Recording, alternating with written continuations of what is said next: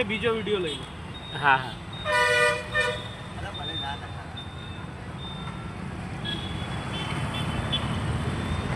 એટલેથી આપણે ગીત મૂકી દઈએ છીએ. ટેન્શન